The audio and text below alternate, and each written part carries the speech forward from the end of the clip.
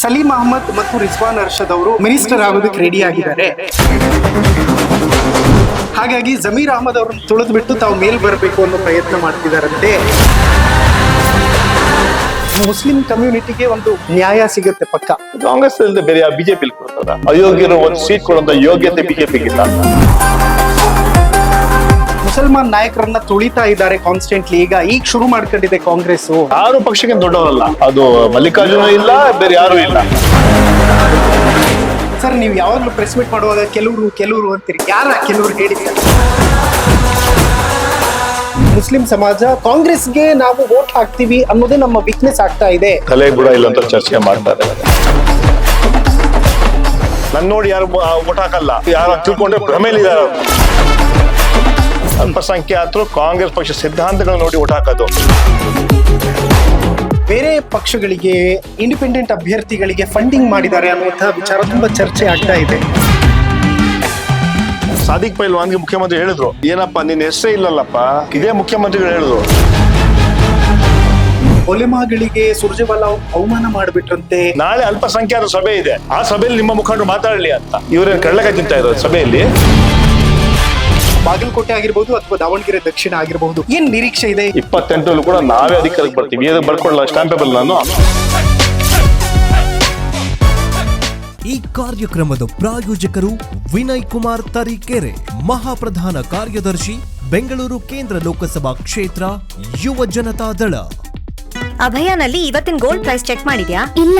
ಅಭಯಾನಲ್ಲಿ gold sale ಮಾಡು, gold interest save ಮಾಡು. 8861 ವೀಕ್ಷಕರೇ ನಮಸ್ಕಾರ, ನೀವು ನೋಡ್ತಾ ಇದ್ದೀರಾ ಹೆಲೋ ಹಿಂದೂ. ನಾನು ಸೈಯದ್ ಹಿದಾಯತ್.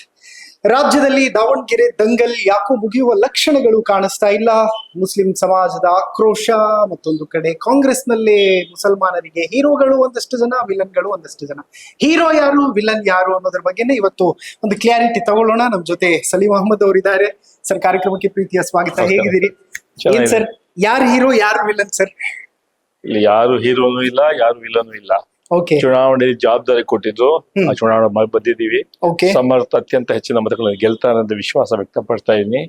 ಈ ಚುನಾವಣೆಯಲ್ಲಿ ಶಾಮನೂರ್ ಶಿವಶಂಕರಪ್ಪ ಅವರ ಕೆಲಸ ಕಾರ್ಯಗಳು, ಓಕೆ, 35 ವರ್ಷ ಸೇವೆ, ದಾವಣಗೆರೆ ಮತ್ತು ಕ್ಷೇತ್ರ ಹಾಗೂ ನಮ್ಮ ಸರ್ಕಾರ 5 ಗ್ಯಾರಂಟಿಗಳು ಓಕೆ, ಸಮರ್ಥರಿಗೆ ಶ್ರೀರಕ್ಷೆ ಆಗಲಿದೆ. ಜನ ಇವತ್ತು ಕಾಂಗ್ರೆಸ್ ಪಕ್ಷದ ಬಗ್ಗೆ ಒಲವು ತೋರಿಸ್ತಾ ಇದ್ದಾರೆ. ಅದರಿಂದ ನಮ್ಮ ದಾವಣಗೆರೆ ಕೂಡ ಗೆಲ್ತೀವಿ, ಬಾಗಲಕೋಟೆಯಲ್ಲಿ ಕೂಡ ನಾವು ಗೆಲ್ತೀವಿ. ಗೆಲುವಿಗೂ ಮುಂಚೆ ಕೆಲವು ಪ್ರೆಸ್ ಮೀಟ್ಗಳು, ನಾವೆಲ್ಲೋ ಸೋತ್ ಹೋಗ್ಬಿಡ್ತೀವಿ, ದಾವಣಗೆರೆಯಲ್ಲಿ ಯಾವ ಒಂದು ಸಮುದಾಯ ನಮಗೆ ಪರ್ಟಿಕ್ಯುಲರ್ ಕೈ ಕೊಟ್ಟು ಬಿಟ್ಟಿದೆ ಅನ್ನೋ ಆತಂಕ. ಯಾಕೆ ಆ ತರ ತುರಿ ಅಂತ? ಯಾರು ಹೇಳಿದ್ರು ಆತಂಕ ಇದೆ ಅಂತ? ಓಕೆ, ಪ್ರೆಸ್ ಮೀಟ್ ಆದ್ಮೇಲೆ ಅದು ನಮ್ಮ ಸಂಪ್ರದಾಯ. ಚುನಾವಣೆ ಆದ್ಮೇಲೆ ಬಂದು ಥ್ಯಾಂಕ್ಸ್ ಹೇಳೋದು. ಓಕೆ, ಚುನಾವಣೆ ಮುಗಿಸ್ಕೊಂಡು ನಾವು ರಿಜ್ವಾನ್ ಬಂದು ಕಾಂಗ್ರೆಸ್ ಆಫೀಸ್ ಬಂದು ಓಕೆ, ನಮ್ಮ ಎಲ್ಲ ಕೆಪಿಸಿಸಿ ಪದಾಧಿಕಾರಿಗಳು, ಮತ್ತೆ ಶಾಸಕರು, ಓಕೆ, ಬೋರ್ಡ್ ಕಮಿಟಿ ಚೇರ್ಮನ್ ಒಟ್ಟಿಗೆ ಸೇರಿ ನಾವು ಶುರು ಏನ್ ಮಾಡಿದ್ವಿ ಅಂದ್ರೆ, ಅಲ್ಲಿ ಬಂತ ಎಲ್ಲ ಕಾರ್ಯಕರ್ತರಿಗೆ ಧನ್ಯವಾದ, ಶಾಸಕರಿಗೆ, ಎಂಪಿಗಳಿಗೆ, ಮಂತ್ರಿಗಳಿಗೆ, ಓಕೆ, ಅದು ಸಂಪ್ರದಾಯ ಧನ್ಯವಾದಗಳನ್ನ ಅರ್ಪಣೆ ಮಾಡೋದು. ಓಕೆ, ಎರಡನೇದಾಗಿ ಮತ್ತೆ ಹೇಳಿದ್ವಿ ಏನಂತ, ಈ ಚುನಾವಣೆಯಲ್ಲಿ ಯಾವ ರೀತಿ ಟಿಕೆಟ್ ಸಿಕ್ತು, ಓಕೆ, ಅಲ್ಪಸಂಖ್ಯಾತರ ಎಲ್ಲ ಸಹಮತದಿಂದ ಅವನ್ನೆಲ್ಲ ಕೂಡ್ಕೊಂಡು ಸಭೆ ಮಾಡಿ ಓಕೆ, ಅವರ ಒಮ್ಮತದಿಂದ, ಅಲ್ಪಸಂಖ್ಯಾತರ ಮುಖಂಡರ ಒಮ್ಮತದಿಂದ ಟಿಕೆಟ್ ಅನ್ನ AICC ಅನೌನ್ಸ್ ಮಾಡಿದ್ರು. ಓಕೆ, ಆ ಸಭೆಯಲ್ಲಿ ಮಂತ್ರಿಗಳು ನಾನಿರ್ಬೋದು, ಜಮೀರ್ ಇರ್ಬೋದು, ನಜೀರ್ ಇರ್ಬೋದು, ರಿಜ್ವಾನ್ ಇರ್ಬೋದು, ತನ್ವೀರ್ ಸೇಠ್ ಇರ್ಬೋದು, ರಹೀಂ ಖಾನ್ ಇರ್ಬೋದು, ಹ್ಯಾರಿಸ್ ಇರ್ಬೋದು, ಎಲ್ಲಾ ಮುಖಂಡರು ನಮ್ಮ ಎಲ್ಲ ಸಹಮತ ತಗೊಂಡು ಅವತ್ತು ಟಿಕೆಟ್ ಅನೌನ್ಸ್ ಮಾಡಿದ್ರು. ಅದು ಕೊನೆಯ ಮೀಟಿಂಗ್ ಇತ್ತು. ಆ ಕೊನೆಯ ಮೀಟಿಂಗ್ ಅಲ್ಲಿ 3 ಮೀಟಿಂಗ್ ಅಲ್ಲಿ ನಾವು ಕೇಳಿದ್ವಿ, ಈ ಸಲ ಅಲ್ಪಸಂಖ್ಯಾತರಿಗೆ ಟಿಕೆಟ್ ಕೊಡಿ ಹೇಳಂತ ಮಾತನ್ನ ನಾವು ಕೇಳಿದ್ವಿ. ಅದು CM ಕೇಳಿದ್ವಿ, ಸುರ್ಜೇವಾಲಾ ಹೇಳಿದ್ವಿ, ನಾವೆಲ್ಲ ಸೇರಿ ಅಲ್ಪಸಂಖ್ಯಾತರು. ಕೆಲವ್ರು ಮಾತ್ರ ಒಂದ್ ಹೆಸರು ಇಟ್ಕೊಂಡು ಕೂತ್ಕೊಂಡ್ಬಿಟ್ರು, ಇವ್ರು ಕೊಟ್ರೆ ಮಾತ್ರ ನಾವು ಎಲೆಕ್ಷನ್ ಮಾಡ್ತೀವಿ ಹೇಳಂತ ಮಾತನ್ನ ಹೇಳಿದ್ರು. ಸೊ ಅದಾದ್ಮೇಲೆ ಅದು ಲಾಸ್ಟ್ ಮೀಟಿಂಗ್ ಅಲ್ಲಿ ಅದಕ್ಕೆ ಮುಂಚೆ ಧರ್ಮ ಗುರುಗಳನ್ನ ಸುರ್ಜೇವಾಲಾ ಭೇಟಿ ಮಾಡ್ಬೇಕಂತ ಆ ಗುರುಗಳು ಕೇಳಿದ್ರು. ಧರ್ಮಗಳು ಕೇಳಿದ್ರು, ಒಂದು ಟೈಮ್ ಕೊಡಿ ಅಂತ ಹೇಳ್ಬಿಟ್ಟು. ಅವ್ರಿರೋ ಜಾಗಕ್ಕೆ ನಮ್ಮ ಸುರ್ಜೇವಾಲಾ ಹೇಳೋದು, ನಾನು ಇದ್ದೆ, ರಿಜ್ವಾನ್ ಕೂಡ ಇತ್ತು ಮೀಟಿಂಗ್ ಅಲ್ಲಿ. ಆವಾಗ ಅವ್ರು ಕೇಳಿದ್ರು, ಒಂದು ಅಲ್ಪಸಂಖ್ಯಾತಕ್ಕೆ ಟಿಕೆಟ್ ಕೊಡಿ, ದಾವಣಗೆರೆಯಲ್ಲಿ 80,000 ಓಟ್ ಇದೆ ಹೇಳೋದ್ ಮಾತನ್ನ ಹೇಳಿದ್ರು. ಅದಕ್ಕೆ ಸುರ್ಜೇವಾಲಾ ಹೇಳಿದ್ರು, ಎಲ್ಲ ಅರ್ಥ ಆಯ್ತು, ನೀವು ಹೇಳಿದ್ನ ಒಂದೂವರೆ ಗಂಟೆ ಕೂತಿದ್ರು, ಅರ್ಥ ಆಯ್ತು. ಬಟ್ ಅಂತಿಮವಾಗಿ ಕೊಡೋದು ಟಿಕೆಟ್ ಕಾಂಗ್ರೆಸ್ ಅಧ್ಯಕ್ಷರು ಹಾಗೂ ರಾಹುಲ್ ಗಾಂಧಿ ತೀರ್ಮಾನ ಮಾಡ್ತಾರೆ. ನಿಮ್ಮ ಭಾವನೆಗಳನ್ನ ನಾನು ಅಲ್ಲಿ ಹೇಳ್ತೀನಿ. ಆಮೇಲೆ ಇನ್ನೊಂದು ವಿಚಾರ ಹೇಳಿದ್ರು, ನಾಳೆ ಸಾಯಂಕಾಲ 6 ಗಂಟೆಗೆ ಒಂದು ಮೀಟಿಂಗ್ ನ ಕರ್ಸಿದೀನಿ, ಅಲ್ಪಸಂಖ್ಯಾತರ ಎಲ್ಲಾ ಮುಖಂಡರು ಕರ್ಸಿದೀನಿ, ಮಲ್ಲಿಕಾರ್ಜುನ್ ಡಿಸ್ಟ್ರಿಕ್ಟ್ ಮಿನಿಸ್ಟರ್ ಮಲ್ಲಿಕಾರ್ಜುನ್ ಖರ್ಗೆ, ನಮ್ಮ ಮುಖ್ಯಮಂತ್ರಿಗಳು ಇರ್ತಾರೆ, ಕೆಪಿಸಿಸಿ ಅಧ್ಯಕ್ಷರು ಇರ್ತಾರೆ. ಓಕೆ. ಆ ಸಭೆಯಲ್ಲಿ ನಮ್ಮ ಮುಖಂಡರು ಮಾತಾಡಲಿ, ಅಲ್ಲಿ ನಾವು ಚರ್ಚೆ ಮಾಡ್ತೀವಿ. ಅದು ಅಂತಿಮ ಸಭೆ ಹೇಳಂತ ಮಾತು ಸನ್ಮಾನ್ಯ ಸುರ್ಜೇವಾಲಾ ಅವರು ನಮ್ಮ ಉಲೇಮಾಗಳಿಗೆ ಹೇಳ್ತಾರೆ. ಓಕೆ. ಅದಾದ್ಮೇಲೆ ಕಂಟಿನ್ಯೂ ಮಾಡಲ್ಲ. ಅದಾದ್ಮೇಲೆ 21 ತಾರೀಕು ರಂಜಾನ್ ದಿನ ಓಕೆ. ಅವ ಸಾಯಂಕಾಲ 6 ಗಂಟೆ ಮೀಟಿಂಗ್ ಕರೀತಾರೆ. ಆ ಮೀಟಿಂಗ್ ಅಲ್ಲಿ ಎ.ಸಿ.ಜಿ. ಸುರ್ಜೇವಾಲಾ ಅವರು, ಮುಖ್ಯಮಂತ್ರಿಗಳು, ಉಪಮುಖ್ಯಮಂತ್ರಿ ಕೆಪಿಸಿ ಅಧ್ಯಕ್ಷರು ಮಲ್ಲಿಕಾರ್ಜುನ್ ಅವರು ಹಾಗೂ ನಾವು ಅಲ್ಪಸಂಖ್ಯಾತ ಎಲ್ಲಾ ಮುಖಂಡರು ಎಕ್ಸೆಪ್ಟ್ ಇಬ್ರು ಬಿಟ್ಟು, ಒಂದು ಜಬಾರ್ ಮೀಟಿಂಗ್ ಬಂದಿರ್ಲಿಲ್ಲ, ತನ್ವೀರ್ ಸೇಠ್ ಬರ್ಲಿಲ್ಲ. ಬರ್ಲಿಲ್ಲ ಅಂತ ಹೇಳ್ಬಿಟ್ಟು ಸನ್ಮಾನ್ಯ ಸುರ್ಜೇವಾಲಾ ಅವ್ರಿಗೆ ಫೋನ್ ಮಾಡಿ ತನ್ವೀರ್ ಸೇಠ್ ಕೇಳಿದ್ರು, ಏನ್ ತನ್ವೀರ್ ಯಾವ್ದು ಹೆಸರುಗಳಿದೆಯಾ ಅಂತ. ಇಲ್ಲ, ಪಕ್ಷದ ಹೈಕಮಾಂಡ್ ತೀರ್ಮಾನ ನಮ್ಮ ತೀರ್ಮಾನ ಹೇಳಂತ ಮಾತು ಹೇಳಿದ್ರು. ಜಬ್ಬಾರ್ ಕೂಡ ಅಷ್ಟೇ ಹೇಳಿದ್ರು, ಪಕ್ಷದ ತೀರ್ಮಾನ ನಮ್ಮ ತೀರ್ಮಾನ ಅಂತ. ಈ ವಿಚಾರವನ್ನ ಸುರ್ಜೇವಾಲಾ ಸಭೆ ಆಗೋ ಮುಂಚೆ ಹೇಳಿದ್ರು. ಸೊ ಅದು ಆದ್ಮೇಲೆ ಚರ್ಚೆ ಆಯ್ತು. ಇವಾಗ ಸುರ್ಜೇವಾಲಾ ಹೇಳಿದ್ರು, ನೋಡಿ, ಕಾಂಗ್ರೆಸ್ ಅಲ್ಲಿ ಯಾರೋ ತೀರೋದ್ರೆ ಸತ್ ಸಂಪ್ರದಾಯ ಅವ್ರ ಫ್ಯಾಮಿಲಿ ಕೊಡೋದು ಕರೆಕ್ಟ್. ಅಜಿತ್ ಶೆಟ್ಟಿ ತೀರೋದು ತನ್ವೀರ್ ಶೆಟ್ಟಿ ಟಿಕೆಟ್ ಕೊಟ್ರು. UT ಫರೀದ್ ತೀರೋದ್ರು ಖಾದರ್ ಟಿಕೆಟ್ ಕೊಟ್ರು. ನಮ್ಮ ಗುಲ್ಬರ್ಗಾದ ಕಮರುಸ್ಲಾಂ ತೀರೋದು ವೈಫ್ ಕೊಟ್ರು. ಬಾಗಲಕೋಟೆಯಲ್ಲಿ ಮೇಟಿ ತೀರೋ ಇದಾರೆ, ಅವ್ರ ಮಗನ್ ಕೊಡ್ತಾ ಇದೀವಿ. ಅದೇ ರೀತಿ ಇಲ್ಲೂ ಕೂಡ ಶಾಮನು ತೀರ್ಕೊಂಡಿದ್ದಾರೆ, ಅವ್ರ ಫ್ಯಾಮಿಲಿ ಕೊಡ್ಬೇಕಾಗತ್ತೆ. ಅದು 2 ವರ್ಷಕ್ಕೆ ಮಾತ್ರ ಕೇಳಿದ್ದಾರೆ. ಯಾಕಂದ್ರೆ ಅವ್ರು ಬದುಕಿರ್ತಾ ಇದ್ರೆ 2 ವರ್ಷ MLA ಆಗಿರ್ತಾ ಇದ್ರು. ಈ ಆ 2 ಕೇಳ್ತಾ ಇದ್ರೆ ಆದ್ಮೇಲೆ 2028 ಅದನ್ನ ಓಪನ್ ಇಡಿ, ಪರವಾಗಿಲ್ಲ. ಆ ಟೈಮಲ್ಲಿ ಅಲ್ಪಸಂಖ್ಯಾತರು ಕನ್ಸಿಡರ್ ಮಾಡ್ಬೋದು, ಅವಾಗ ಚರ್ಚೆ ಮಾಡಂತ ಹೇಳಂತ ಮಾತು ಇವ್ರು ಹೇಳಿದ್ರು. ಯಾವ ರೀತಿ ಬಾಗಲಕೋಟೆಯಲ್ಲಿ ಕೊಟ್ಟಿದ್ರಿ ಅದೇ ರೀತಿ ಇಲ್ಲೂ ಕೊಡ್ಬೇಕು. ಯಾವ ರೀತಿ ತನ್ವೀರ್ ಸೇಠ್ ಕೊಟ್ಟಿದ್ವಿ, ಯಾವ ರೀತಿ ಖಾದರ್ ಕೊಟ್ಟಿದ್ರಿ, ಆ ರೀತಿಯಲ್ಲಿ ಈ ಕೂಡ 2 ವರ್ಷಕ್ಕೆ ಕೊಡಬೇಕು. ಜನರಲ್ ಎಲೆಕ್ಷನ್ ಏನ್ ತೀರ್ಮಾನ ಆಗತ್ತೆ ಅಂತ ಅದು ಹೇಳುವಾಗ ನಮ್ಮ ಎಲ್ಲ ಸಹಮತದಿಂದ ಅಲ್ಪಸಂಖ್ಯಾತರ ಎಲ್ಲ ಒಪ್ಪಿಗೆ ಮೇರೆಗೆ ಸಮರ್ಥನ ಟಿಕೆಟ್ ಅನ್ನ ಕೊಟ್ರು. ಬಟ್ ಒಂದು ವಿಚಾರ ಸರ್, ಒಲೆಮಾಗಳಿಗೆ ಸುರ್ಜೇವಾಲಾ ಅವಮಾನ ಮಾಡ್ಬಿಟ್ರಂತೆ, ಹಂಗಾಗೋಯ್ತಂತೆ, ಹಿಂಗಾಗೋಯ್ತಂತೆ.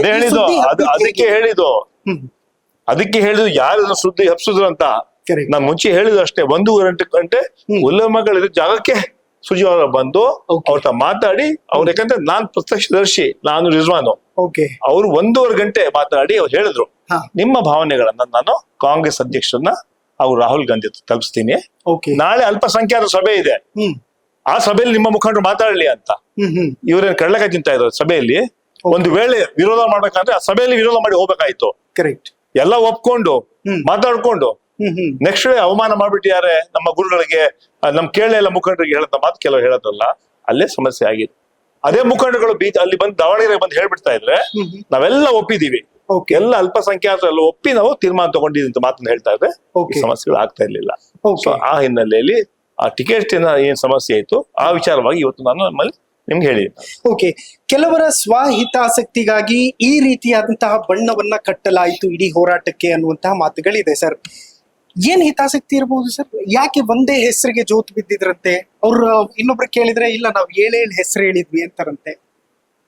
ಅದು ಆ ಸಭೆಯಲ್ಲಿ ನಾವೆಲ್ಲ ಇದ್ವಿ. ಮುಖ್ಯಮಂತ್ರಿಗಳು ನೀವು ಕೇಳಿದ್ರೆ ಹೇಳ್ಬಿಡ್ತಾವ ಮುಖ್ಯಮಂತ್ರಿ ಯಾವ ಹೆಸರುಗಳು ಹೇಳಿದ್ರು ಅಂತ. ಒಂದೇ ಒಂದ್ ಹೆಸರು ಹೇಳಿದ್ರು. ಅಂತಿಮವಾಗಿ ಕೊನೆಯದಾಗಿ ಮುಖ್ಯಮಂತ್ರಿ ಇನ್ನೊಂದು ಹೆಸರು ಹೇಳಿದ್ರು. ಅದು ಚಿತ್ರದುರ್ಗ ಹೆಸರು, ದಾವಣಗೆರೆ ಅಲ್ಲ, ಚಿತ್ರದುರ್ಗ ಒಂದು ಹೆಸರು ಹೇಳಿದ್ರು. ಆ ಹೆಸರುಗಳು ಹೇಳಕ್ ತಯಾರಿಲ್ಲ ನಾನು. ಅದು ಮುಖ್ಯಮಂತ್ರಿಗಳು ನೀವು ಕೇಳಿದ್ರೆ ಅವ್ರು ಹೇಳ್ಬಿಡ್ತಾರೆ. ಇದೇ ವಿಚಾರವನ್ನ ಸಾದಿಕ್ ಪೈಲ್ವಾನ್ಗೆ ಮುಖ್ಯಮಂತ್ರಿ ಹೇಳಿದ್ರು, ಏನಪ್ಪಾ ನಿನ್ ಹೆಸರೇ ಇಲ್ಲಲ್ಲಪ್ಪ, ಇಂಥವ್ರದೇ ಹೆಸರು ಹೇಳಿದ್ರು. ಇದೇ ಮುಖ್ಯಮಂತ್ರಿಗಳು ಹೇಳಿದ್ರು, ಸಾದಿಕ್ ಪೈಲ್ವಾನ್ ನೀನ್ ಕ್ಯಾಂಡಿಡೇಟ್ ಅಂತ ಇವತ್ತೇ ಗೊತ್ತಾಗಿದ್ ನಮ್ಗೆ, ನಿನ್ ಹೆಸರು ಯಾರು ಹೇಳಿಲ್ಲಪ್ಪ ಇಲ್ಲಿ, ಒಂದೇ ಹೆಸರು ಹೇಳಿದ್ದು. ಕೊನೆಗೆ ಅಂತಿಮವಾಗಿ ಕೊನೆಗೆ ಯಾರೊಬ್ರು ಹೆಸರು ಹೇಳಿದ್ರು, ಅದು ಅವ್ರಿಗೆ ಗೊತ್ತಿಲ್ಲ ಆ ಜಿಲ್ಲೆಯವ್ರ ಅಲ್ಲ ಅಂತ.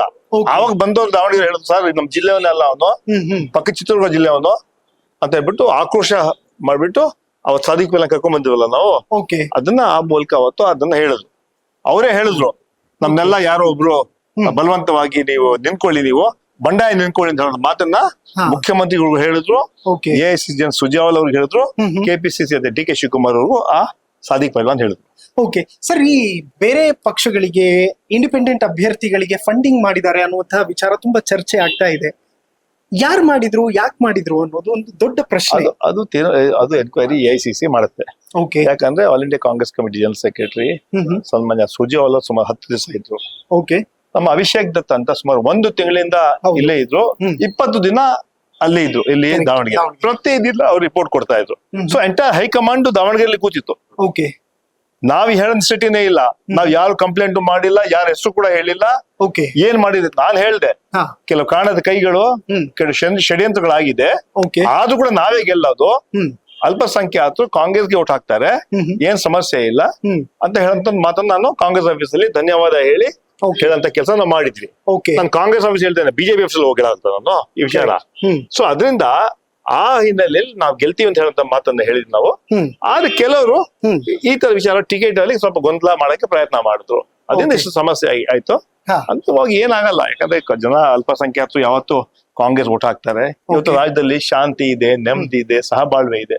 ಸಿದ್ದರಾಮಯ್ಯ ಸರ್ಕಾರ, ಡಿ ಕೆ ಶಿವಕುಮಾರ್ ಸರ್ಕಾರ, ನಾಯಕ ಸರ್ಕಾರದಲ್ಲಿ ಇವತ್ತು ಅಧಿಕಾರಕ್ಕೆ ಬಂದ್ಮೇಲೆ 2 ವರ್ಷ 10 ತಿಂಗಳಾಯ್ತು. ಓಕೆ.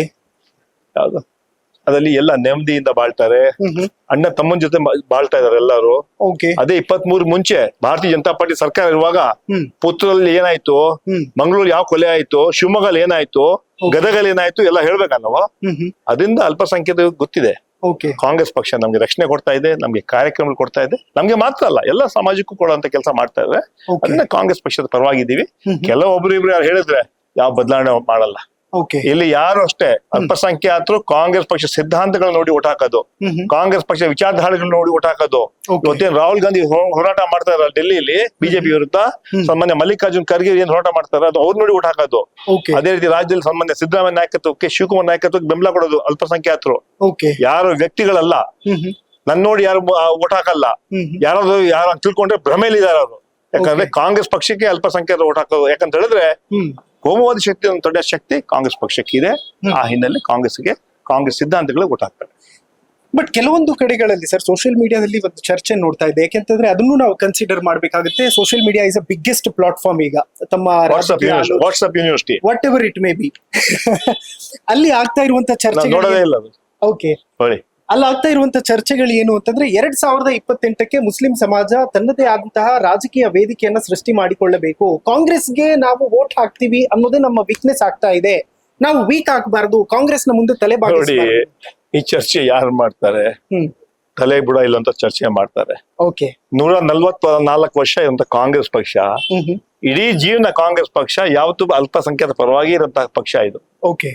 ಸ್ವಾತಂತ್ರ್ಯ ಹೋರಾಟದಲ್ಲಿ ಮಹಾತ್ಮ ಗಾಂಧಿ ಅಂತ ಮೌಲಾನಾ ಅಬುಲ್ ಕಲಾಂ ಇದ್ರು. ಮೌಲಾನಾ ಅಬುಲ್ ಕಾಂಗ್ರೆಸ್ ಪಕ್ಷ ಅಧ್ಯಕ್ಷರಾಗಿದ್ರು. ಇಡೀ ಕಾಂಗ್ರೆಸ್ ಪಕ್ಷ ಅಧಿಕಾರಕ್ಕೆ ಯಾವತ್ತು ಸಿದ್ಧಾಂತಗಳು ಯಾವತ್ತು ಬಿಟ್ಕೊಟ್ಟಿಲ್ಲ. ಕಾಂಗ್ರೆಸ್ ಪಕ್ಷದ ಪರವಾಗಿ, ಅಲ್ಪಸಂಖ್ಯಾತರ ಪರವಾಗಿ ಸದಾಕಾಲ ಹೋರಾಟ ಮಾಡ್ಕೊಂತ ಪಕ್ಷ ಯಾವ್ದು ಇದೆ ಅದು ಕಾಂಗ್ರೆಸ್ ಪಕ್ಷ. ಇಲ್ಲಿ ನೇರ ಹಣಾಹಣಿ ಇರೋದು ಕಾಂಗ್ರೆಸ್ ಮತ್ತೆ ಬಿಜೆಪಿ. ಯಾವ್ದು ಇವತ್ತು ಜೆಡಿಎಸ್ ಕೂಡ ಜೆಡಿಎಸ್ ಆಗಿ ಉಳಿದಿಲ್ಲ, ಅದು ಒಂದು ಬಿಜೆಪಿಯ ಪಕ್ಷದ ಒಂದು ಅಂಗ ಪಕ್ಷ ಆಗ್ಬಿಟ್ಟಿದೆ. ಏನು ಇನ್ಸೈಡ್ ಮಾತುಕತೆ ಏನೋ ನಡೀತಾ ಇದೆ ಅಂತಲ್ಲ ಸರ್? ಒಂದಷ್ಟು ಇನ್ಸೈಡ್ ಮಾಡಿ ಔಟ್ಸೈಡ್ ಮಾಡ್ಲಿ, ಇವತ್ತು ಜೆಡಿಎಸ್ ಆಗಿ ಉಳಿದಿಲ್ಲ, ಅದು ಒಂದು ಕೋಮುವಾದಿ ಶಕ್ತಿ ಜೊತೆ ಸೇರ್ಕೊಂಡ್ಬಿಟ್ಟಿದೆ. ಅದು ಇದೆಲ್ಲ ಅಲ್ಪಸಂಖ್ಯಾತ ಅರ್ಥ ಆಗತ್ತೆ. ಇವತ್ತೇನಾದ್ರು ದೇಶದಲ್ಲಿ ಕೋಮುವಾದಿ ಶಕ್ತಿಗಳು ಗೆಲ್ಸೋ ಶಕ್ತಿ ಇದ್ರೆ ಅದು ಕಾಂಗ್ರೆಸ್ ಪಕ್ಷಕ್ಕೆ ಮಾತ್ರ, ಅದನ್ನ ಅರ್ಥ ಮಾಡ್ಕೊಳ್ತಾರೆ. ಅದಕ್ಕೆ ಅಲ್ಪಸಂಖ್ಯಾತ ಕಾಂಗ್ರೆಸ್ ಪಕ್ಷದ ಪರವಾಗಿ ಇದ್ದಾರೆ. SDPI ನಮಗೆ ಪರ್ಯಾಯ ಅನ್ನುವ ರೀತಿಯಲ್ಲಿ ಬಿಂಬಿಸುವಂತಹ ಪ್ರಯತ್ನಗಳಾಗ್ತಾ ಇದೆ. ಇನ್ಫ್ಯಾಕ್ಟ್ ದಾವಣಗೆರೆ ದಕ್ಷಿಣದಲ್ಲೂ ಕೂಡ ದೊಡ್ಡ ಪ್ರಮಾಣದಲ್ಲಿ ಇಂಪ್ಯಾಕ್ಟ್ ಆಗ್ತಾ ಇದೆ. ಇದು 28ಗೆ ಎಫೆಕ್ಟ್ ಆಗಲ್ವಾ ಅಂತ? ಯಾವ್ದು SDP ಕಂಟೆಸ್ಟ್ ಮಾಡುತ್ತೆ ಕಾಂಗ್ರೆಸ್ ಸೋಲ್ಸಕ್ಕೆ, ಮತ್ತೆ ಯಾಕೆ ನಿಂತ್ಕೊಳ್ತಾ ಅವರು?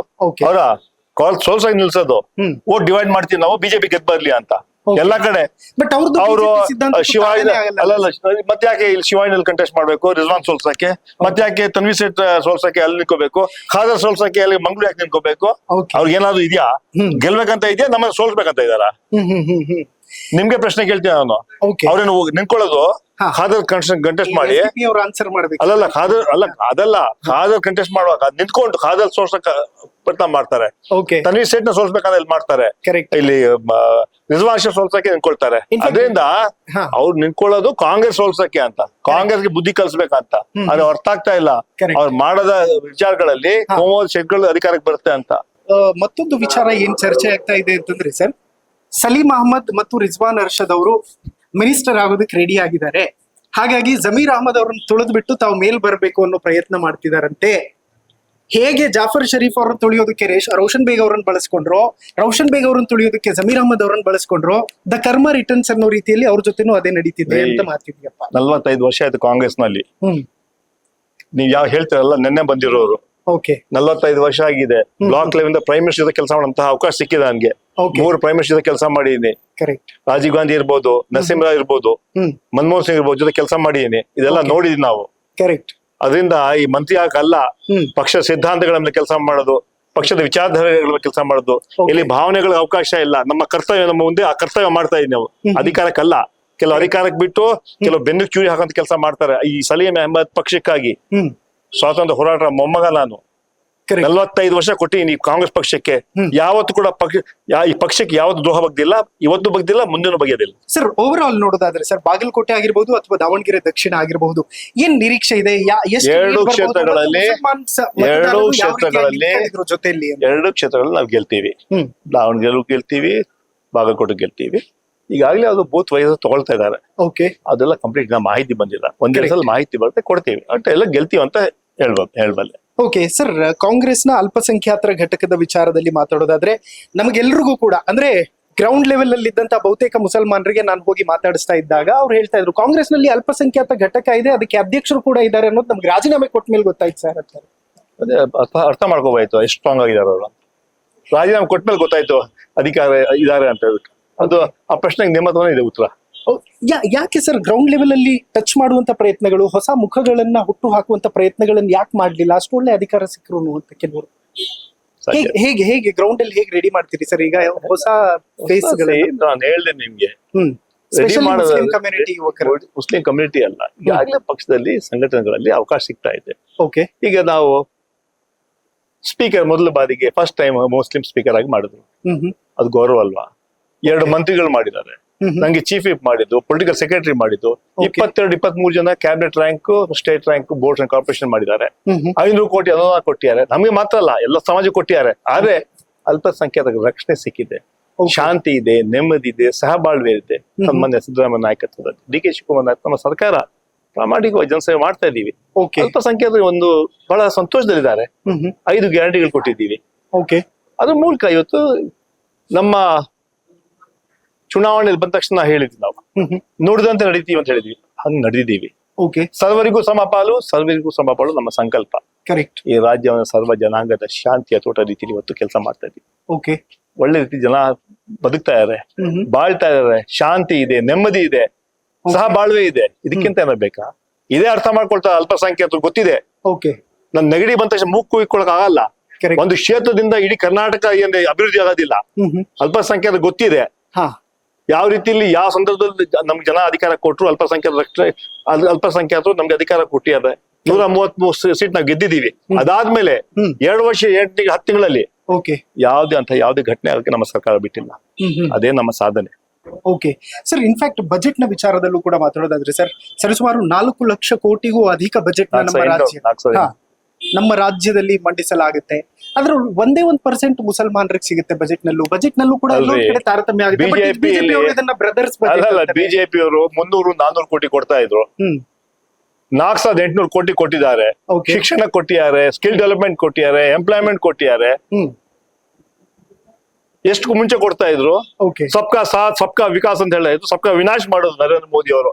ಆದ್ರೆ ನಮ್ಮ ಸರ್ಕಾರ ಸುಮಾರು 500 ಕೋಟಿ ಅನುದಾನವನ್ನು ವಿಶೇಷವಾಗಿ ಎಜುಕೇಶನ್ಗೆ, ಎಂಪ್ಲಾಯ್ಮೆಂಟ್ಗೆ, ಸ್ಕಿಲ್ ಡೆವಲಪ್ಮೆಂಟ್, ಕಾಲೇಜ್ ಡೆವಲಪ್ಮೆಂಟ್ ಕೊಟ್ಟಿದೆ. ಅದು ಸಂತೋಷ ಪಡ್ಬೇಕಲ್ಲ? ಕರೆಕ್ಟ್. ಬೇರೆ ಸಮಾಜದವರು ಕೇಳ್ತಾರಲ್ಲ, ಅವ್ರು ಕೊಡ್ಬೇಕಲ್ಲ? ಆದ್ರೆ ನಮ್ಮ ಸಮಾಜಕ್ಕೆ ನಮ್ಮ ಸಿದ್ದರಾಮಯ್ಯ ಸರ್ಕಾರ, ಶಿವಕುಮಾರ್ ಸರ್ಕಾರ, ಕಾಂಗ್ರೆಸ್ ಸರ್ಕಾರ ಒಳ್ಳೆ ಬಜೆಟ್ ಕೊಟ್ಟಿದ್ದಾರೆ. ಅಲ್ಲ ಸರ್, ಚರ್ಚೆ ಕರೆಕ್ಟ್. ಮುಂಚೆ ಎಷ್ಟು ಕೊಟ್ಟಿದೆ? 300 ಕೋಟಿ ಕೊಟ್ಟಿದ್ದು ಬಿಜೆಪಿ ಅವರು. ಇವತ್ತು 4800 ಕೊಟ್ಟಿದೆ. ಕೊಟ್ಟಿಲ್ವಾ? ಹಾಗಾಗಿನೇ ಸರ್ ಮುಸಲ್ಮಾನರು ಸಾಲಿಡ್ ಆಗಿ ಕಾಂಗ್ರೆಸ್. ಅದಕ್ಕೆ ಅಲ್ಪಸಂಖ್ಯಾತರಿಗೆಲ್ಲ ಗೊತ್ತಿದೆ. ಯಾರೇನ್ ಭಾಷಣ ಮಾಡೋದು ಕೂಡ ಅಲ್ಪಸಂಖ್ಯಾತರಿಗೆ ಗೊತ್ತಿದೆ. ಇದು ರಾಜಕಾರಣಿ ಕೆಲವು ಮಾತಾಡ್ತಾರೆ, ಕೆಲವು ಅಪೋಸಿಷನ್ ಮಾತಾಡುತ್ತೆ.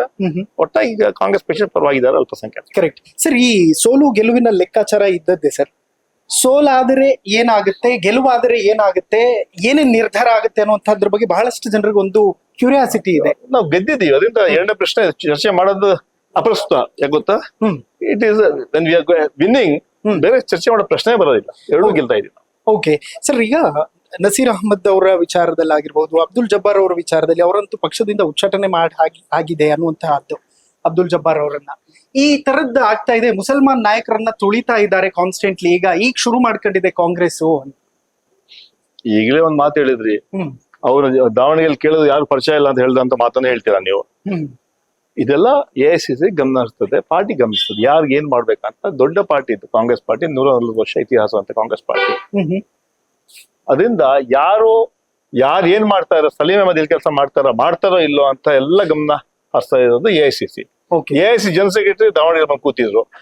AICC ಸೆಕ್ರೆಟರಿ ಅಲ್ಲೇ ಒಂದು 20 ದಿನ ಅಲ್ಲೇ ಕೂತಿದ್ರು. ನಾವ್ ಯಾರ ಹೆಸರು ಹೇಳಿಲ್ಲ, ಯಾರ ಮೇಲೆ ಕಂಪ್ಲೇಂಟ್ ಮಾಡಿಲ್ಲ, ಯಾರ ಬಗ್ಗೆ ಆಕ್ಷನ್ ತಗೊಳ್ಳೋ ಹೇಳಿಲ್ಲ. AICC ಎಲ್ಲ ಗಮನಿಸ್ತಾ ಇರುವಾಗ, AICC ಬಂದು ದಾವಣಗೆರೆ ಕೂತಿರುವಾಗ ಬೇರೆ ಹೇಳೋ ಸಿಟಿ ಏನಿದೆ, ಯಾರು ತಪ್ಪು ಮಾಡಿದ್ರೆ ಅದನ್ನ ಗಮನಿಸ್ಕೊಳ್ತಾರೆ AICC. ಓಕೆ ಸರ್, ಇನ್ಫ್ಯಾಕ್ಟ್ ಪಕ್ಷ ಬಿಫಾರ್ಮ್ ಕೊಡೋದಕ್ಕೂ ಮುಂಚೆನೆ ಹೋಗಿ ನಾಮಪತ್ರ ಸಲ್ಲಿಸಿದ್ದಾಗಿರ್ಬಹುದು, ಅಥವಾ ಶಾಮನೂರು ಶಿವಶಂಕರಪ್ಪನವರು ಒಂದು ವೇದಿಕೆಯಲ್ಲಿ ನಿಂತ್ಕೊಂಡು ಬಿಜೆಪಿ ಅಭ್ಯರ್ಥಿಗೆ ನೀವು ವೋಟ್ ಹಾಕ್ಬೇಕು ಲೋಕಸಭಾ ಎಲೆಕ್ಷನ್ ಅಲ್ಲಿ ಅಂತ ಹೇಳಿ, ಇದೆಲ್ಲವೂ ಕೂಡ ಪಕ್ಷ ವಿರೋಧಿ ಚಟುವಟಿಕೆ ಆಗಿ ಕನ್ಸಿಡರ್ ಮಾಡಿ ಆ ಸಂದರ್ಭದಲ್ಲಿ ಆ ಟೈಮಲ್ಲಿ ಎಲ್ಲ ಹೋಗಿ ಹೇಳ್ಬೇಕಾಯ್ತು. ಇವಾಗ ಬಂದ್ ಭಾಷಣ ಮಾಡೋದು ಆಗತ್ತಾ? ಅಂದ್ರೆ ಈಗ ನಾಮಿನೇಷನ್ ಅವರು ಯಾವಾಗ್ಲೂ ಅಷ್ಟೇ, ಇವಾಗಲ್ಲ ಪ್ರತಿ ಎಲೆಕ್ಷನ್ ಕೂಡ ಅವರು ಟೈಮ್ ನೋಡಿ ಅದನ್ನ ಜಾತಕ ನೋಡಿ ಹಾಕ್ತಾರೆ. ಟಿಕೆಟ್ ಕೊಟ್ಟಿಲ್ಲ ಅಂದ್ರೆ ವಿಡ್ರಾ ಮಾಡ್ತಾರೆ. ಅದನ್ನು ಕೂಡ ಅವರು ಹೇಳ್ಕೊಂಡಿದ್ದಾರೆ ಮುಖ್ಯಮಂತ್ರಿಗಳಿಗೆ, ನೀವು ಇವಾಗ್ಲೂ ವಿಡ್ರಾ ಮಾಡ್ತೀನಿ, ನಮ್ಮಲ್ಲಿ ಜಾತಕ ನೋಡಿ ನಾವು ಹಾಕ್ತಿವಿ. ಇದು ಸಂಪ್ರದಾಯ ಮುಂಚೆಯಿಂದ ಕೂಡ, ಇವಾಗಲ್ಲ. ನಾವ್ ಯಾವ ದಿವಸ ಒಳ್ಳೇದಂತ ಹಾಕಿದೀವಿ. ಟಿಕೆಟ್ ಕೊಟ್ಟಿಲ್ಲ ಅಂತ ಬಿಫಾರ್ಮ್ ಕೊಟ್ಟಿಲ್ಲಲ್ಲ, ಬಿಫಾರ್ಮ್ ಕೊಟ್ಟಿಲ್ಲ ಅಂತ ವಿಡ್ರಾ ಮಾಡ್ಲೇಬೇಕಲ್ಲ ಅವರು. ಓಕೆ ಸರ್, ಯಾರು ಪಕ್ಷಕ್ಕೆ ದೊಡ್ಡವರಲ್ಲ. ಕರೆಕ್ಟ್. ಅದು ಮಲ್ಲಿಕಾರ್ಜುನ ಇಲ್ಲ, ಬೇರೆ ಯಾರು ಇಲ್ಲ. ಆದ್ರೆ ಪಕ್ಷ ಟಿಕೆಟ್ ಕೊಟ್ಮೇಲೆ ನಮ್ಮೆಲ್ಲ ಕರ್ತವ್ಯ ಧರ್ಮ, ಇಲ್ಲಿ ಭಾವನೆಗಳಿಗೆ ಅವಕಾಶ ಇಲ್ಲ, ನಮ್ಮ ಕರ್ತವ್ಯ ಮುಂದೆ ಇರುತ್ತೆ, ಆ ಕರ್ತವ್ಯ ಮಾಡಿದ್ವಿ. ಓಕೆ ಸರ್, ಈಗ ಮತ್ತೊಂದು ವಿಚಾರ ಅಂತಂದ್ರೆ 2028 ಚುನಾವಣೆಗೆ ಈಗ್ಲಿಂದಾನೇ ಎಲ್ಲಾ ರೀತಿಯಾದಂತಹ ಸರ್ಕಸ್ಗಳು, ಒಂದಷ್ಟು ಪಾರ್ಟಿಗಳು ರೆಡಿ ಮಾಡ್ಕೊಳ್ತಾ ಇದಾವೆ. ಕಾಂಗ್ರೆಸ್ ವಿರುದ್ಧ ನಮ್ಗೆ ಒಳ್ಳೆ ಅಸ್ತ್ರ ಸಿಕ್ಕಿದೆ, ನಾವು ಗೆದ್ದೇ ಬಿಡ್ತೀವಿ ಅನ್ನೋ ರೀತಿಯಲ್ಲಿ ಎಲ್ಲ ಕನಸಿನ ಲೋಕದಲ್ಲಿ ಭ್ರಮೆಯಲ್ಲಿದ್ದಾರೆ. 28 ಕೂಡ ನಾವೇ ಅಧಿಕಾರಕ್ಕೆ ಬರ್ತೀವಿ. ಬರ್ಕೊಡ್ಲ ಸ್ಟಾಂಪ್ ಪೇಪರ್ ನಾನು ಇವತ್ತೇ ಬರ್ಕೊಡಿ ಸ್ಟಾಂಪ್ ಪೇಪರ್. 28 ಕೂಡ ನಾವೇ ಅಧಿಕಾರಕ್ಕೆ ಬರ್ತೀವಿ. ಓಕೆ, ಬಟ್ ಏನೋ 40 ಕ್ಷೇತ್ರಗಳಲ್ಲಿ ಮುಸಲ್ಮಾನರ ಪ್ರಾಬಲ್ಯ ಇದೆ, ಅಲ್ಲೆಲ್ಲ SDP ಅಖಾಡಕ್ಕೆ ಇಳಿಯುತ್ತಂತೆ, ಮೂರನೇ ಪಾರ್ಟಿಗೆ ಲಾಭ ಆಗುತ್ತಂತೆ. ಅದೇನ್ ಹೇಳಲ್ಲ, SDP ಕಾಂಗ್ರೆಸ್ ಸೋಲ್ಸಕ್ ನಿಂತ್ಕೊಳ್ಳೋದು, ಗೆಲ್ಲಕ್ಕಲ್ಲ. ಅದು ಮುಸಲ್ಮಾನರು ಅದನ್ನೆಲ್ಲ ಅರ್ಥ ಮಾಡ್ಕೊಳ್ತಾರೆ. ಇದೆಲ್ಲ ಪ್ರತಿ ಎಲೆಕ್ಷನ್ ಬರ್ತಾ ಇರುತ್ತೆ. ಲಾಸ್ಟ್ ಟೈಮು ಏನ್ ಮಾಡಿದ್ರು, ಎಷ್ಟು ಓಟ್ ಬಿತ್ತು ಅಂತ ಎಲ್ಲರಿಗೂ ಗೊತ್ತಿದೆ. ಅದರಿಂದ ತನ್ವೀರ್ ಸೇಠ್ ಮುಂದೆ ಕಂಟೆಸ್ಟ್ ಮಾಡಿದ್ರು, ರಿಜ್ವಾನ್ ಮುಂದೆ ಕಂಟೆಸ್ಟ್ ಮಾಡಿದ್ರು, ಯಾವ್ಯಾವ ಇಷ್ಟು ಜನ ಅಲ್ಪಸಂಖ್ಯಾತ ಮುಖಂಡರ ಮೊದಲ ಕಂಟೆಸ್ಟ್ ಮಾಡಿದ್ರು. ಅದೇ ಜನ ಇವತ್ತು ಅರ್ಥ ಮಾಡ್ಕೊಳ್ತಾರೆ. ಒಂದು ವೇಳೆ ಬಿಜೆಪಿ ಸೋಲ್ಸೋ ಶಕ್ತಿ ಇದೆ, ಅದು ಕಾಂಗ್ರೆಸ್ ಪಾರ್ಟಿ ಅಂತ. ಓಕೆ ಸರ್, ಈಗ ನಮ್ಮ ರಾಜ್ಯದಲ್ಲಿ ಸರಿಸುಮಾರು 14% ಅಷ್ಟು ಮುಸಲ್ಮಾನರ ಸಂಖ್ಯೆ ಇದೆ. 10% ಅಂತಂದ್ರು ಮಿನಿಮಮ್ 14 ಜನ ಆದ್ರೂ ವಿಧಾನಸೌಧದಲ್ಲಿ ಶಾಸಕರಾಗಿ ಇರಬೇಕು ಅನ್ನುವಂಥದ್ದು ಬಹಳಷ್ಟು ಜನರಿಗೆ ಆಸೆ. 14 ಸೀಟ್ ಕೊಟ್ಟಿದ್ವಿ, 15 ಬೈ ಎಲೆಕ್ಷನ್ 10 ಜನ ಗೆದ್ದಿದ್ವಿ ನಾವು. 14 ಟಿಕೆಟ್ ಕೊಟ್ಟಿದ್ವಿ, 10 ಜನ ಬೈ ಎಲೆಕ್ಷನ್ ಗೆದ್ದಿದ್ದಾರೆ. ಓಕೆ, ಬಟ್ ಎಲ್ಲೋ ಒಂದು ಕಡೆ ಸರ್ ನಿರೀಕ್ಷಿತ ಪ್ರಮಾಣದಲ್ಲಿ ಇನ್ನೊಂದಷ್ಟು ಜಾಸ್ತಿ ಕೊಡಕ್ಕೆ ರೆಡಿ ಇದ್ರು. ಇನ್ನ ಎಷ್ಟು ಸೀಟ್ ಬೇಕಾಷ್ಟು ಕೊಡ್ತೀನಿ ಹೇಳಿದ್ರು. ಓಕೆ, ನಮ್ಮವ್ರೆ ಗೆಲ್ತಾರಂತ ಅವ್ರ ಲೆಕ್ಕಾಚಾರ ಆಗ್ಬಿಟ್ಟು ಬೇಡ ಅಂತ ಹೇಳಿದ್ದಾರೆ. ಓಕೆ, ಬಟ್ ಇಲ್ಲಿ ಸರ್ ಪರ್ಟಿಕ್ಯುಲರ್ಲಿ ಕಾಂಗ್ರೆಸ್ ನಲ್ಲಿ ಮುಸಲ್ಮಾನ್ ನಾಯಕರಲ್ಲಿ 2 ಗುಂಪೇನಾದ್ರೂ ಇದೆಯಾ? ಯಾವ ಗುಂಪಿಲ್ಲ, ಎಲ್ಲ ನಾನು ಹೇಳಿದ್ನಲ್ಲ, ನಮ್ ನೋಡಿ ಎಲ್ಲ ಕಾಂಗ್ರೆಸ್ ನೋಡಿ ಮುಸಲ್ಮಾನರು ಕಾಂಗ್ರೆಸ್ ನೋಡಿ ಓಟ್ ಹಾಕೋದು. ಓಕೆ, ಯಾರಾದ್ರೂ ತಿಳ್ಕೊಂಡಿದ್ದೆ ನನ್ನಿಂದ ಓಟ್ ಅಂದ್ರೆ ಭ್ರಮೆಯಿಂದ ಆಸೆ ಬರ್ಲಿ, ಎಲ್ಲ ನೋಡಿ ಅಲ್ಪಸಂಖ್ಯಾತರು ಕೂಡ ಕಾಂಗ್ರೆಸ್ ಪಕ್ಷ ನೋಡಿ ಓಟ್ ಹಾಕೋದು. ಸರ್, ನೀವು ಯಾವಾಗ್ಲೂ ಪ್ರೆಸ್ ಮೀಟ್ ಮಾಡುವಾಗ ಕೆಲವರು ಅಂತೀರಿ, ಯಾರ ಕೆಲವರು ಹೇಳಿ ಸರ್? ನೀವೇ ವಿಶ್ಲೇಷಣೆ ಮಾಡ್ಕೊಳ್ಳಿ. ನೀವೇನೋ ವಿಶ್ಲೇಷಣೆ ಮಾಡೋದು ನಿಮ್ಗೆ ಬಿಟ್ಟಿದ್ದು. ಅಲ್ಲ ಸರ್, ಈಗ ನೀವು ಹಿಂಗ್ ಗುಟ್ಟಾಗಿ ಇಟ್ಟು ಬಿಟ್ರೆ ನಮ್ ಜನಕ್ಕೆ ಗೊತ್ತ. ಯಾವ ಗುಟ್ಟಿಲ್ಲ, ನಾವು ಕೊಟ್ಟಿದ್ದ ಕೆಲಸ ನಾವು ಮಾಡಿದೀವಿ, ಪ್ರಾಮಾಣಿಕ ದುಡಿದಿದೀವಿ. ಎಲೆಕ್ಷನ್ ಹೋಗಿದೀವಿ, ಇನ್ನೊಂದು ಸ್ಟೇಟ್ಗೆ ಹೋಗಿ ಅಲ್ಲಿ ಹೋಗ್ತೀವಿ, ಅಲ್ಲಿ ಬೇರೆ ಅಲ್ಲಿ ಹೋಗ್ಬಿಟ್ಟು ಕೆಲಸ ಮಾಡಿ ಬೂತಲ್ಲಿ ಅಂತ ಅದು ಮಾಡ್ತೀವಿ. ಅದರಿಂದ ನಾವು ಕೆಲಸ ಮಾಡಿ 45 ವರ್ಷ ಆಗಿದೆ. ನಾವು ಯಾರು ಹೇಳಿ ಕೇಳಿ ಮಾಡ್ಕೊಳ್ಳೋ ಕೆಲಸ ಅಲ್ಲ ಅದು. ಅದರಿಂದ ನಮ್ಮ ಹತ್ರ ಬರ್ತಾರೆ ಹೋಗ್ತಾರೆ, ಎರಡನೇ ಪ್ರಶ್ನೆ. ಆದ್ರೆ ಪಕ್ಷ ಅಂತಿಮವಾಗಿ ಪಕ್ಷ ನೋಡುತ್ತೆ ಯಾರು ಪ್ರಾಮಾಣಿಕ ಕೆಲಸ ಮಾಡಿದಾರೆ, ಯಾರು ಮಾಡಿಲ್ಲ. ಈಗ ಕ್ಯಾಬಿನೆಟ್ ರೀಶಫಲ್ ಇದೆ, ಎಷ್ಟು ಜನ ಮುಸಲ್ಮಾನರಿಗೆ ಏನೇನ್ ಸ್ಥಾನ ಸಿಗ್ಬೋದು ಏನಾದ್ರು ನೀವು ಹೈಕಮಾಂಡ್ ಲೆವೆಲ್ ಚೆನ್ನಾಗಿರೋದನ್ನ ಕೇಳ್ತೀವಿ, ಕೇಳಿ ಹೇಳ್ತೀವಿ. ಒಟ್ಟಲ್ಲಿ AICC ಅಂತ ಕೇಳ್ತೀವಿ, ಈ ತರ ಜಾಸ್ತಿ ಕೊಡ್ಬೇಕಂತ ಕೇಳಂತ ಮಾತು ಹೇಳ್ತೀವಿ. ಮತ್ತೆ ತೀರ್ಮಾನ ಅವ್ರು ಮಾಡ್ತಾರೆ, ನಮ್ ಕೈಲಿ ಇಲ್ಲ ಅದು. ಕಾಂಗ್ರೆಸ್ ಅಧ್ಯಕ್ಷ ಇದ್ದಾರೆ, ರಾಹುಲ್ ಗಾಂಧಿ ಇದ್ದಾರೆ, CM ಇದ್ದಾರೆ, ಡೆಪ್ಟಿ CM ಇದ್ದಾರೆ. ಅವ್ರು ತೀರ್ಮಾನ ಮಾಡ್ತಾರೆ ಎಷ್ಟು ಜನ ಕೊಡ್ಬೇಕು, ಎಷ್ಟು ಜನ ಕೊಡಬಾರ್ದು ಅಂತ. ಓಕೆ, ಬಟ್ ಮುಸ್ಲಿಂ ಕಮ್ಯುನಿಟಿಗೆ ಒಂದು ನ್ಯಾಯ ಸಿಗುತ್ತೆ ಪಕ್ಕ. ಕಾಂಗ್ರೆಸ್ ಇಲ್ಲದೆ ಬೇರೆ ಬಿಜೆಪಿ ಕೊಡ್ತಾರ? ಅಯೋಗ್ಯರು ಒಂದು ಸೀಟ್ ಕೊಡುವಂತ ಯೋಗ್ಯತೆ ಬಿಜೆಪಿಗಿಲ್ಲ. ಎಲ್ಲಿ ಸರ್? ಅಲ್ಲಿ ಮೊನ್ನೆ ಅಶೋಕ್ ಮಾತಾಡ್ತಾರಂತೆ, ಅಲ್ಪಸಂಖ್ಯಾತರಿಗೆ ಅನ್ಯಾಯ ಆಗ್ಬಿಟ್ಟು ಕರ್ನಾಟಕದಲ್ಲಿ ಅಂತ. ನಿಮ್ಮ ಯೋಗ್ಯತೆಗೆ ಒಂದು ಕಾರ್ಪೊರೇಷನ್ ಟಿಕೆಟ್ ಕೊಡಲ್ಲ ಬಿಜೆಪಿಯಿಂದ. ನೀವು ನಮ್ಮ ಬಗ್ಗೆ ಯೋಚನೆ ಮಾಡ್ತೀರಾ? ನಿಮ್ಮ ಸರ್ಕಾರ ಅಧಿಕಾರದಲ್ಲಿ ಏನೆಲ್ಲ ಆಯ್ತು ಅಂತ ಗೊತ್ತಿಲ್ಲ ನಮ್ಗೆ. ಸೊ ನೀವು ನಮ್ಮ ಬಗ್ಗೆ ಹೇಳ್ಬೇಕಾ? ಕರೆಕ್ಟ್. ಅಲ್ಪಸಂಖ್ಯಾತರ ಬಗ್ಗೆ ಮಾತಾಡೋ ನೈತಿಕ ಹಕ್ಕಿಲ್ಲ ಅವ್ರಿಗೆ. ಅದರಿಂದ ಅವರ ಪಕ್ಷದ ಬಗ್ಗೆ ಯೋಚನೆ ಮಾಡ್ಲಿ. ಅಲ್ಪಸಂಖ್ಯಾತ ನೋಡ್ಕೊಳ್ಳಿಕ್ಕೆ ಕಾಂಗ್ರೆಸ್ ಪಕ್ಷ ಇದೆ. ಓಕೆ ಸರ್, ಒಂದು ಜೆನ್ಯೂನ್ ಟಾಪಿಕ್ ಬಂದ್ಬಿಡ್ತೀನಿ ಫೈನಲಿ. ನನಗೆ ಬಹಳ ಮುಸ್ಲಿಂ ಏರಿಯಾಗಳಿಗೆ ಹೋದಾಗ ತುಂಬಾ ಬೇಸರ ಆಗುತ್ತೆ ಸರ್. ಯಾಕೆಂತಂದ್ರೆ ಆ ಸ್ಲಮ್ಗಳಿಂದ ಅವ್ರು ಹೊರಗಡೆ ಬರೋದಿಲ್ಲ, ಶಿಕ್ಷಣ ಪ್ರಮಾಣ ತುಂಬಾ ಕಡಿಮೆ. ಸಾಚಾರ್ ವರದಿಯ ಪ್ರಕಾರ 8 ಸೂಚ್ಯಂಕಗಳಲ್ಲಿ ದಲಿತರಿಗಿಂತ ಮುಸಲ್ಮಾನರ ಸ್ಥಿತಿ ಹೀನಾಯವಾಗಿದೆ. ರಾಜಕೀಯವಾಗಿ ಸಿಕ್ಕಾಪಟ್ಟೆ ಪಾಪ ಲೋನಲ್ಲಿದ್ದಾರೆ ಕಮ್ಯುನಿಟಿಯ ಜನ ಅಂತ. ಸಾಕ್ಷರತೆ ಕಡಿಮೆ ಇರುವಾಗ ಪೊಲಿಟಿಕಲ್ಲಿಯೂ ಕೂಡ ವೇರಿಯೇಷನ್ಸ್ ಇದ್ದೇ ಇರುತ್ತೆ. ಅವ್ರನ್ನ ಮೇಲ್ ತರೋದಕ್ಕೆ ಏನ್ ಪ್ರಯತ್ನಗಳನ್ನ ಮಾಡ್ತೀರಿ ಫ್ಯೂಚರ್? ಎಲ್ಲರ ಜವಾಬ್ದಾರಿ, ರಾಜಕಾರಣಿಗಳ ಜವಾಬ್ದಾರಿ, ಸಮಾಜ ಸೇವಕರ ಜವಾಬ್ದಾರಿ. ಯಾರ ಸಮಾಜದಲ್ಲಿ ಮುಂದೆ ಬಂದಿದ್ದಾರೆ, ಶಿಕ್ಷಣ ತಗೊಂಡು IAS ಆಫೀಸರ್ ಇರ್ಬೋದು, IPS ಇರ್ಬೋದು, ಅಥವಾ ಸೋಷಿಯಲ್ ಆಕ್ಟಿವಿಸ್ಟ್ ಇರ್ಬೋದು. ಯಾಕಂದ್ರೆ ಎಲ್ಲಾ ಸೇರಿ ನಾವು ಮಾಡ್ಬೇಕಾಗ್ತದೆ. ಒಬ್ಬರ ಕೈಯಿಂದ ಆಗೋದಿಲ್ಲ ಅದು. ಯಾಕಂದ್ರೆ ಇದು ಸಮಸ್ಯೆ ಇದೆ, ಸಾಕಷ್ಟಿದೆ. ಅದು ಎಲ್ಲ ಜವಾಬ್ದಾರಿ ಕೇವಲ ರಾಜಕಾರಣಿಗೆ ಬಿಟ್ಬಿಟ್ಟು ನೀವೇ ಮಾಡಿ ಅಂತ ಹೇಳೋದು ಅದು ಕೂಡ ಆಗೋದಿಲ್ಲ. ಇದು ನೆನ್ನೆ ಮೊನ್ನೆ ಸಮಸ್ಯೆ ಅಲ್ಲ, ಹೌದು, ಹಲವಾರು ವರ್ಷಗಳಿಂದ ಬಂದಂತ ಸಮಸ್ಯೆ. ಇದನ್ನ ಸರಿ ಮಾಡ್ಬೇಕು. ಸಮಸ್ಯೆ ಇದೆ ಅಂತ ಒಪ್ಕೊಳ್ತೀವಿ, ಅದನ್ನ ಸರಿ ಮಾಡ್ತೀವಿ. Amazing sir. ಬೇಗ ಮಂತ್ರಿಯಾಗಿ ಮತ್ತೆ ಮಂತ್ರಿ ಆದ್ಮೇಲೆ ಇಂಟರ್ವ್ಯೂ ಮಾಡ್ತೀನಿ ಸರ್. ಅದೇನು ಕೇಳಿಸ್ತಲ್ಲ ನಮ್ಗೆ. ಮಂತ್ರಿ ಬಗ್ಗೆ ಅಲ್ಲ, ನಾವು ಪಕ್ಷ ಸಂಘಟನೆ ಬಗ್ಗೆ ಮಾತಾಡಿ. Thank you so much sir. Thank you. Okay, ನೋಡಿದ್ರಲ್ಲ ವೀಕ್ಷಕರೇ, ಇದಿಷ್ಟು ಸಲೀಂ ಅಹಮದ್ ಅವರ ಮಾತುಗಳು. ಅದೇನೇ ಇರ್ಲಿ, ಪಕ್ಷ ಕೊಟ್ಟಂತಹ ಜವಾಬ್ದಾರಿ ಮತ್ತು ಪಕ್ಷದ ಜವಾಬ್ದಾರಿಯನ್ನ ಅಚ್ಚುಕಟ್ಟಾಗಿ ಮಾಡಿದ್ದೀನಿ ಅನ್ನೋದನ್ನ ಹೇಳ್ತಾ ಇದ್ದಾರೆ. 2028 ಏನಾಗುತ್ತೆ ಸಿಗುತ್ತೆ, ನೋಡ್ತಾ ಇರಿ. ಎಲ್ಲೋ ಎಂದು ನಾನು ಸೈಯದ್ ಹಿದಾಯತ್, ಸೈನಿಂಗ್ ಆಫ್ ವಿಧಾನಸೌಧದಿಂದ. ನಮಸ್ಕಾರ.